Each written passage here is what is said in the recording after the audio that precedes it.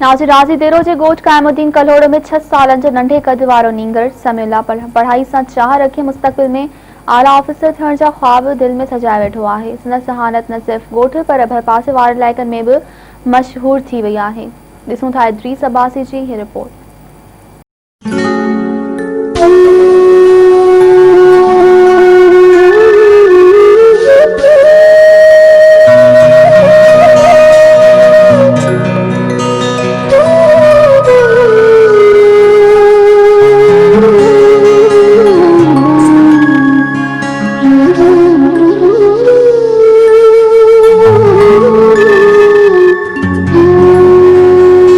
अज असी राज़ी देरो भरसा ॻोठ क़यामुद्दीन कलोड़ो में मौजूद आहियूं, जिते 6 सालन जो नंढड़ो ॿार समीउल्लाह असां सां गॾु आहे।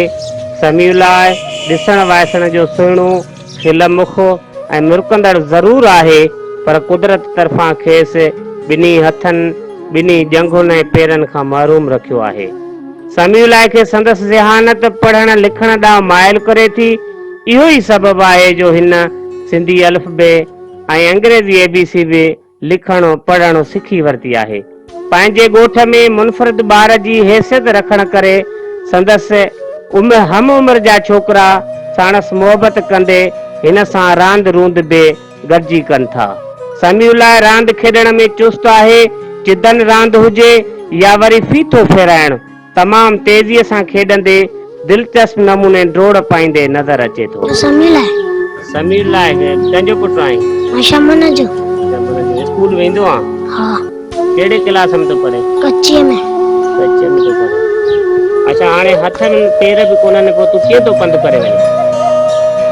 कीअं वेंदो आहे घिटीअ मां रस्ते मां कीअं वेंदो आहे? पंहिंजी भेण खणी वेंदी आहे। पंहिंजी भेण खणी वेंदी आहे। अच्छा, 5 ॾींहं। केरु खणी हलियो वई? पंहिंजी भेण। हाणे नथी हले खणी? ना, अलाई। अच्छा, पढ़ी छा थींदे तूं? ऑफिसर। वाह वाह, ऑफिसर थींदे। नंढड़े जी गुफ्तगू ऐं मुरकंदड़ चेहरे मां महसूस थिए थो त ही नींगर मज़दूरीअ सबबु मायूस न आहे।